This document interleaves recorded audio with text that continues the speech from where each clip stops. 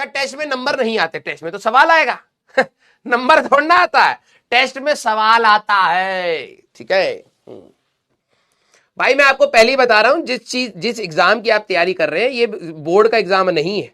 Full ले आएंगे तो फुल, हाँ फुल जाएगा बेटा भेजा। ये जेई की तैयारी है भैया, पहली मैं आपको बता रहा हूं। 50% तो आपका ये समझिए, 50% के आसपास अगर आप पहुंच गए तो वही बहुत बड़ी बात है। 150 पर एनआईटी मिल जाता है, इंडिया का बेस्ट कॉलेजेस में से आता है। ठीक है, तो 150 के आसपास तो इंडिया का बेस्ट मिल रहा है, तो उसमें आप 300 का ये सोचो भाई मैं तो फुल ले आऊंगा, फुल तो लाते हैं बच्चे, मैं मना नहीं कर रहा हूं, लेकिन अब मेरे को नहीं पता ना कि तू कितना वीक है कितना स्ट्रांग है।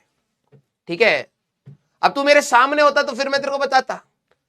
क्लास में तो इधर उधर देख रहा है, नोट्स बने नहीं है, ठीक है, रिवाइज ढंग से करके आया नहीं, हर क्लास में तेरे से पूछता रहा, वाइवा लेता तेरा, तब मैं बताता कि भाई क्या हो रहा है तेरा।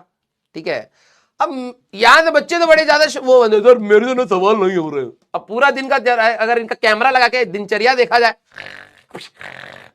हाँ, तो मारे लपड़ तुम्हें। ठीक है, आ जाओ भाई, clear. But I only got 105।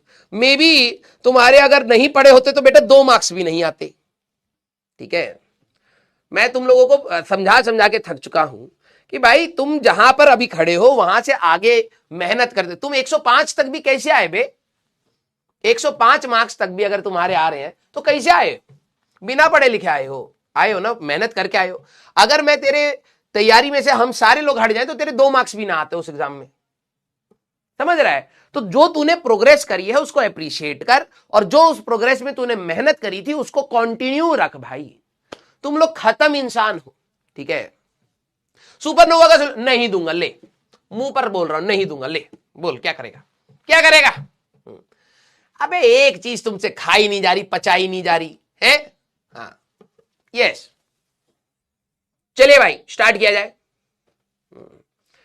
मैंने तुम्हें 11वीं क्लास के स्टार्टिंग में बात बोली थी भाई, देखो जेई की जो तैयारी है ना वो कठिन है, कॉम्प्लेक्स नहीं है। और जो ये आप सभी लोगों के बवाल है ना, ये कॉम्प्लेक्सिटीज है। तुम्हें लग रहा नहीं तो सर जेन्युइन था, ये कॉम्प्लेक्सिटीज है तुम्हारी। ठीक है, इन्हीं को ही मैं काटने के लिए कह रहा था कि भाई कठिन है, तू चुपचाप करता रहेगा, धीरे धीरे प्रोग्रेस।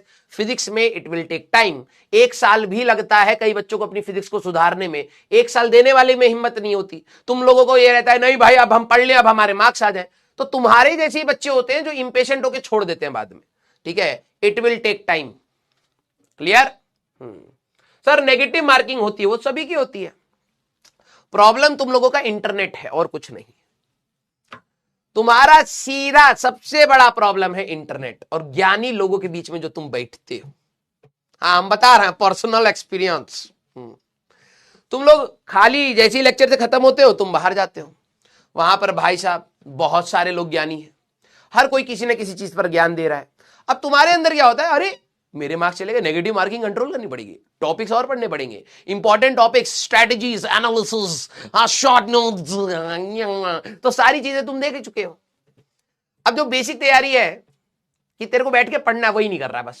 ठीक है, और सारी चीजें तेरे को पता है भाई, सारी टेलीग्राम से तूने सारे डाउनलोड कर रखे हैं, नोट्स, बुक्स, है ना, यस, सारी टेस्ट सीरीज तुम्हारे पास डाउनलोडेड है, लेकिन पढ़ा कुछ नहीं है भैया। अब हम कैसे करेंगे? हाँ पढ़ना पड़ेगा, समय देना पड़ेगा। और मैं आपको पहली एक बात बता रहा हूं, ठीक है, कि जब आप बाहर जाके किसी से भी राय लेंगे तो उसने अपने लिए जो करा है, वो जो उसके लिए सूटेबल है वो आपको बताएगा, और वो बेस्ट चीज है कि जो उसके लिए काम करी, लेकिन वो जरूरी नहीं है तेरे लिए काम करे। हम लोग ये चीज बताते हैं जो जनरली सबके लिए काम करती है। ठीक है, तो मैं आप सभी लोगों को यहां पर वही बोलूंगा, जो सबके लिए काम करती है वो है मेहनत।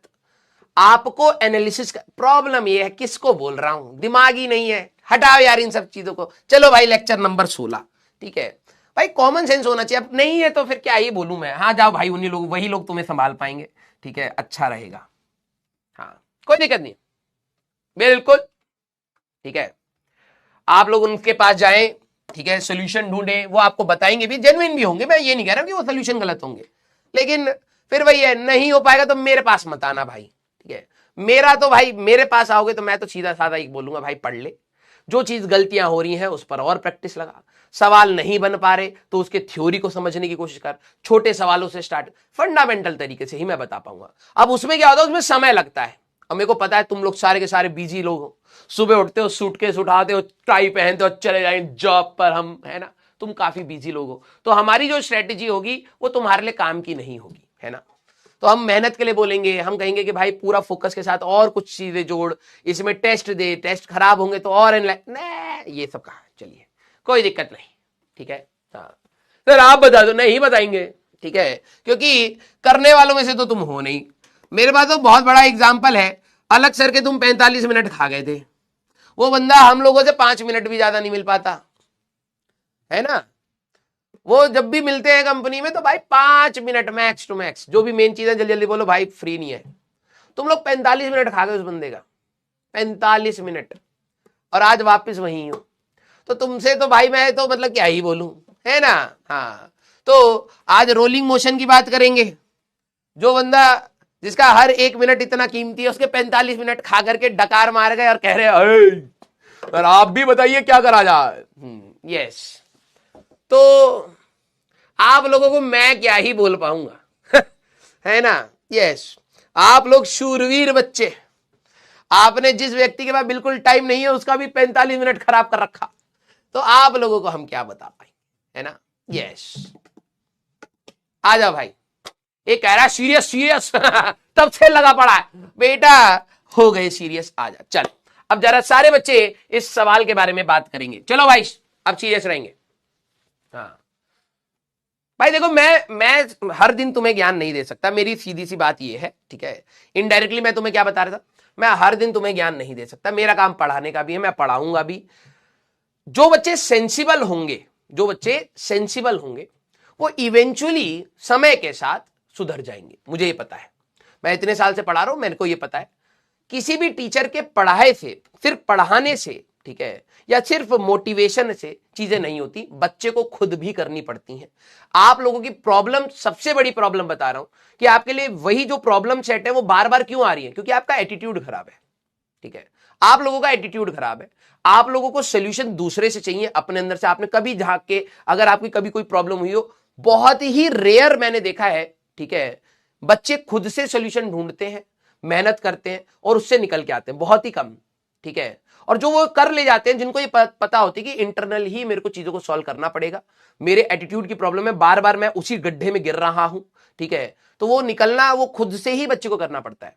जो बच्चे दूसरे की हेल्प लेते हैं, कई बार थोड़ी बहुत गाइडेंस के साथ नो डाउट करते हैं, ठीक है। और आप लोगों के अंदर तो हमेशा यही है, अगर मैं कोई चीज बोलूंगा तो तुम्हें लगता है कि वो दूसरे की बेइज्जती ही करने के लिए बोला गया है, तो चलिए ठीक है, वो आप लोगों का परसेप्शन है।